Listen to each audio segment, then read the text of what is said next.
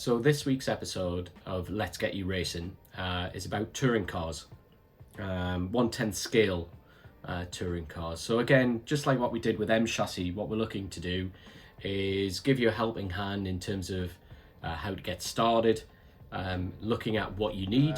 This one's mine, so I don't know if you can see very well in the video because the camera's tracking me, but this is an Express XQ2S. This is just obviously one when I came back into the hobby, chose to get myself racing again. In terms of costings, it isn't too bad, this particular model. So as a standard chassis, and it is literally just a roller, so you don't get any wheels or tires, you don't get any electrics, you don't get a body shell with it, you just get the main part of the chassis. Is just short of £150. I think it's £149.95. Again, we're not affiliated with any model shops, so when I've looked on the websites, you're free to purchase from any of them, and all of them, certainly the ones that I'm looking at, have been fantastic in terms of supplying kit. 1 or 2 days for delivery. There's a lot of choice out there, so a lot of different variety, a lot of different manufacturers, so you're not stuck just with Express. Tamiya still do a large range of 1/10 competition touring cars. Schumacher not so much anymore, but I believe they still have an offering. You can obviously buy used, which is definitely, if you're starting out into the hobby, is probably worth having a look at because it might save you quite a bit of money. I would also recommend maybe taking somebody who's a little bit experienced with you, just to check that if you're buying something used, that it is going to be fit for purpose, particularly if you're coming to race at Newcastle RC Racers at Tymet. You can see here on this side of the chassis, so we've got the servo, the transponder. We do have a fan mounted to keep the motor cool because they do get incredibly hot. This is a 17.5 turn brushless motor. The club rules at the club allow down to 10.5 turns. However, if you're new to this, I'd be starting with something like this, or a 13.5 turn might be the best one to go for. You've got your speed controller, and normally what sits in here are the batteries. Okay, and this sits on this side, and it kind of counterbalances the weight. You want the weight to be quite even on both sides. It's obviously 4-wheel drive. The rear has a differential built within actually this drive unit here, so there's a geared differential in there which contains oil. The front, however, is locked, so it's called a spool, and you'll find a lot of vehicles these days come particularly with a spool in the front and an open rear diff, as we call it. Running on carpet, you generally run a stiffer setup. So with the stiffer setup, what we mean by that is, although the springs haven't changed, particularly on this car, we've added what are called anti-roll bars. And it just helps the car when it's rolling through a corner, particularly high speed, maintain grip on both wheels. You can balance this, you can get thicker anti-roll bars or thinner. Thinner are obviously softer and therefore allow the car to roll a little bit more, thicker stop that roll.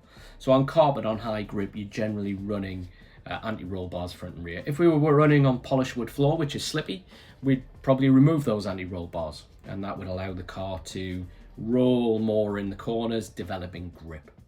Okay. So here we're going to look at costs.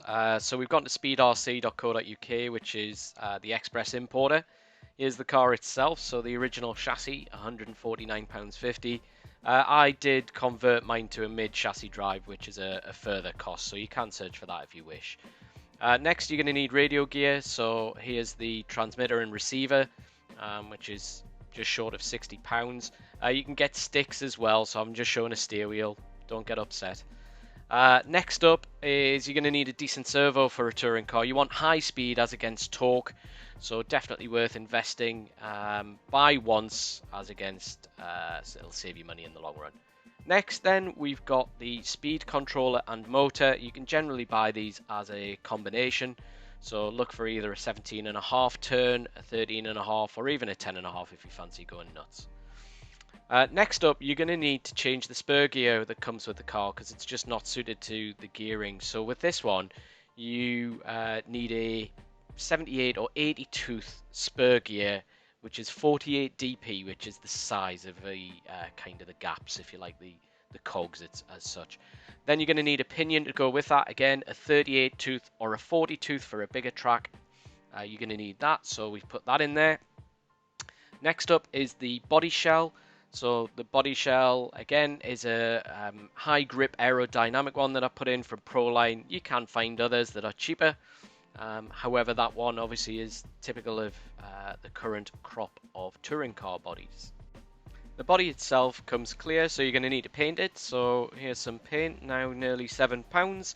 Obviously, you can design what you want in terms of what you want it to look like. So any colours you want. Generally, brighter is easier to see. Next up, we need some batteries to power the car. So here's some Intelec LiPo. They're the high voltage ones. I wouldn't get the 19.5mm ones. I'd get maybe slightly bigger ones than that. So I think they do a wider pack. Then you need something to charge it with. So here's a mid-price charger, £47, the Sky RC T100 dual battery. You're able to charge or discharge 2 batteries at the same time. You could charge one and discharge the other, so worth having if you get a dual channel one. Next up, you're going to need a LiPo bag, obviously, to put your batteries in so you can charge them safely at the club. It just prevents any possible breakout of fire and contains it if it were to catch fire. Next up are some tyres, so you're going to need wheels and tyres. There's preset, pre-glued, not preset, bad word, but these Contact RC tyres are what we use at the club on the carpet. They offer a decent amount of grip and obviously last a long time. So we've looked at the main car parts you would need to get going. We haven't looked at tools or, you know, a carry bag to get your car to and from the track. What I've put together for you comes to roughly £500 to £600 for a competitive touring car. However, the sky is the limit. Here is a Tamiya Evo 8. This is shaft driven, and it's £650 for the chassis alone. Again, you need all your electrics on top of that, your body shell, your paint, your charger, your batteries, your electronic speed control and motor. So just be aware, you know, we've looked at kind of a decent level of touring car that would get you up and race and you would be competitive with it, with everything I've mentioned there. It's up to you what you want to buy, basically. Thanks very much for watching. Again, if you have any questions, please put them in the comments.